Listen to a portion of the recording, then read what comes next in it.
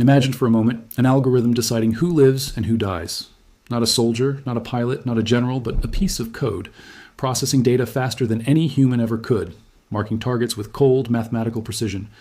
Now imagine that algorithm makes a mistake. Not a glitch in a video game, but a real-world error that costs the lives of over 100 children. On the morning of February 28th, in the southern Iranian city of Manab, 165 girls headed to school at the Shah Jahan Tayyab school. They were between 7 and 12 years old. They likely knew nothing about geopolitics, about the tensions between Tehran and Washington, about the shadow war that had been simmering for decades. All they knew was that after class, they would go home to their mothers. At 10:45 a.m., that future was erased. A missile fell from the sky, collapsing the school's roof and walls on top of them. As rescuers rushed to the scene, frantically digging through the rubble, hearing the cries of the trapped children, a second missile struck the exact same spot. In military terminology, this is called a double tap attack. In human terms, it was a massacre. Over 165 girls killed, more than 90 injured, many of whom will carry the physical and psychological scars for the rest of their lives. When the world asked who was responsible, the responses were chillingly vague. The United States and Israel, when pressed, offered a simple defense: we didn't know a school was there. The most powerful military alliance in human history, with intelligence agencies so pervasive they allegedly track the daily routines of Iran's supreme leader, somehow missed a fully functional school that had been operating for 10 years, and they missed it not once, but twice. But now, a more disturbing question is emerging from the corridors of power in Washington. Was this tragedy caused not by human error, but by artificial intelligence? And if so, have we quietly crossed a line that we can never uncross? To understand what happened in Manab, we need to rewind and look at a technological revolution that's been unfolding in the shadows of modern warfare. For years, both the United States and Israel have been integrating AI into their military operations at a pace that has far outpaced public awareness or ethical debate. In Israel, this transformation has been particularly dramatic. The Israel Defense Forces have developed AI systems with biblical names: Habsora, which means the gospel, and Lavender. These aren't science fiction concepts, they're operational tools that have fundamentally altered the nature of targeting in conflict zones. Before October 7th, 2023, Israel's targeting process was methodical. A team of 20 intelligence officers might identify around 50 targets per year in Gaza. Each target required rigorous verification, senior officer approval, and strict protocols to minimize civilian casualties. Warnings were often given: a small bomb on the roof, known as a knock on the roof, to allow civilians to evacuate before the main strike. After Hamas's attack that killed 200 Israelis and saw over 200 taken hostage, everything changed. The rules were rewritten. Habsora, the AI targeting system, could now generate over 100 targets in a single day, more in 24 hours than human teams used to produce in an entire year.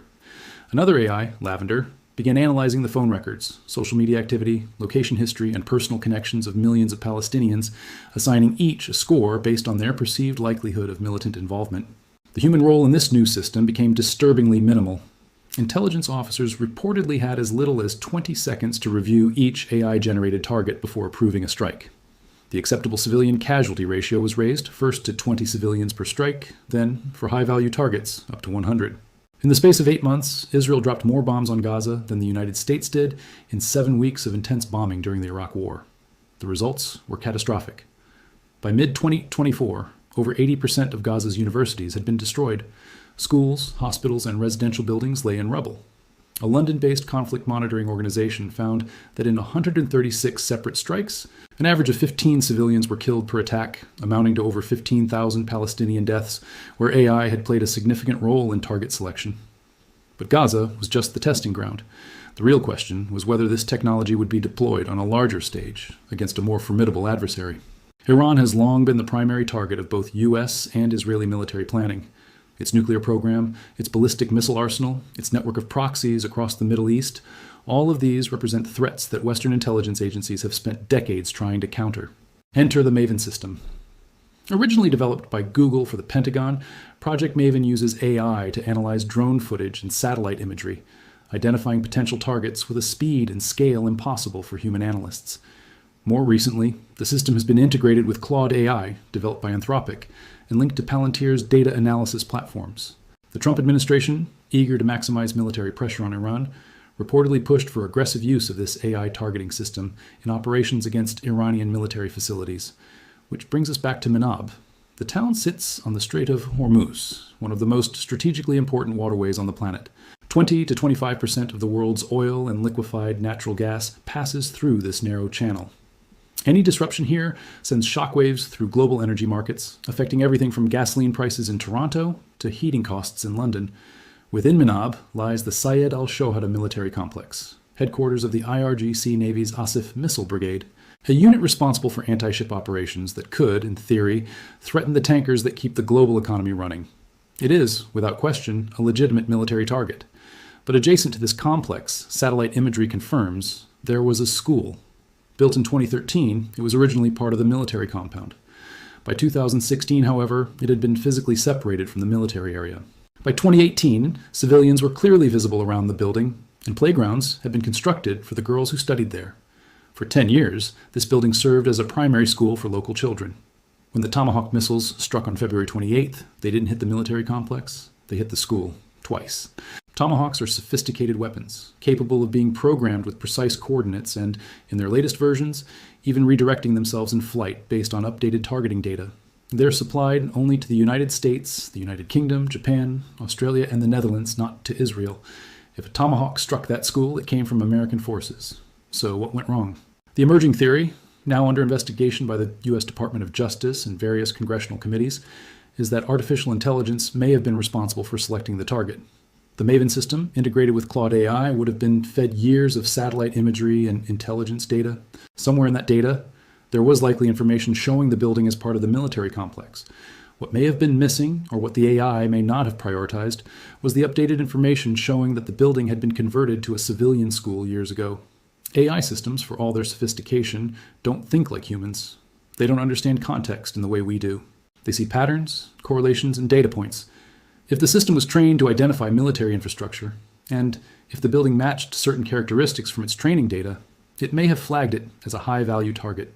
A human analyst, given time to review the target, might have noticed the playground, the young girls visible in recent satellite imagery, the absence of military vehicles. But if the system was operating with minimal human oversight, if the target was approved in seconds rather than minutes, that crucial context could easily have been lost. This isn't just speculation.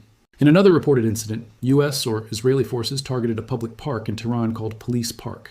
The AI system, seeing the word police in the name, apparently flagged it as a potential target. No police station existed there. No militants were present, but the name alone was enough to put it in the crosshairs until, reportedly, someone caught the error. These are the growing pains of AI warfare, but they're growing pains measured in human lives, and they raise an unsettling question. If an algorithm can mistake a school for a military base, or a park for a police station, how many more such errors are we not hearing about? The Pentagon initially denied that AI was involved in the Manab strike. But as pressure mounts from senators demanding answers, that denial is looking increasingly tenuous. In January, the Pentagon had used Palantir's Maven technology integrated with Anthropic's Claude AI in operations elsewhere. When Anthropic tried to impose restrictions on how their AI could be used, specifically refusing to allow fully autonomous weapon systems or mass surveillance of American citizens, the Pentagon reportedly terminated the contract and blacklisted the company. Anthropic's CEO has since stated publicly that AI is unreliable for autonomous life or death decisions without robust human oversight, yet the momentum toward greater automation in warfare seems unstoppable. The logic is seductive. AI can process more data, identify more targets, and react faster than any human. It doesn't get tired, doesn't get emotional, doesn't hesitate. In a conflict where milliseconds can matter, where the other side is also racing to automate, the pressure to remove humans from the loop becomes overwhelming. But what happens when that automation fails? What happens when an algorithm trained on outdated data decides that a classroom full of 7-year-olds is a legitimate military target? The families of those 165 girls in Manab are now living with that question. They're not asking about geopolitical strategy or the ethics of autonomous weapons. They're burying their children. They're trying to explain to surviving siblings why their friends won't be coming home. They're waiting for answers that may never come from a military establishment that may not even fully understand what went wrong. And here's the terrifying part.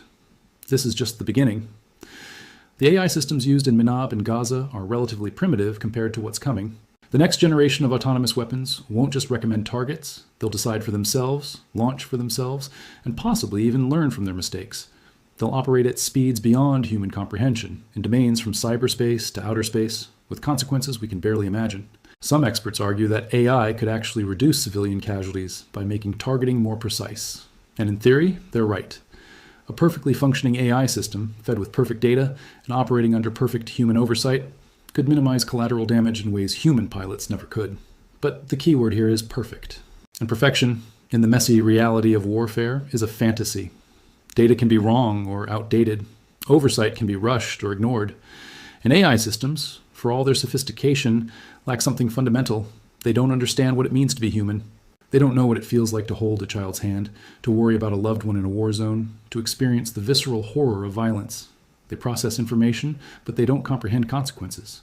The strike on Manab may have been a mistake. It may have been a malfunction. It may have been a tragic combination of outdated intelligence and insufficient human review. But whatever the cause, it represents a watershed moment in the history of warfare.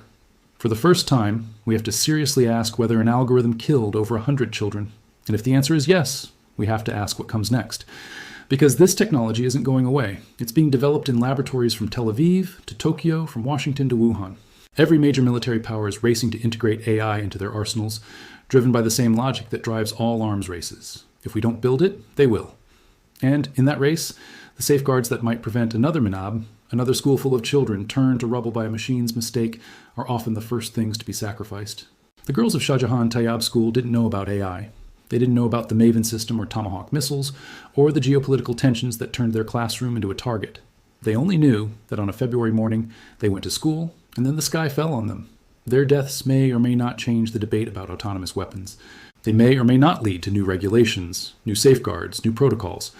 But they stand as a warning that we are building weapons we may not be able to control, that we are ceding life and death decisions to systems that don't understand life or death, and that in the process, we are creating a future where the worst atrocities aren't committed by monsters, but by machines following their programming. And that future is already here. It arrived in Manab on February 28th in the form of a missile that fell from a clear sky, guided by data and algorithms and decisions made far from the screams of the children it killed. The question now is whether we'll learn from that moment, or whether we'll let it become just another statistic in the long, bloody history of human conflict. Because if we don't learn, the next school could be anywhere. The next algorithm could mark anyone. And the next time the sky falls, it might fall on us. This is Daily Report. Please let us know in the comments whether you found today's video informative or not. If you enjoyed this video, make sure to like, comment, and subscribe to the channel. Don't forget to smash the bell icon so you never miss any of our upcoming videos. Take good care of yourselves, and thank you for watching.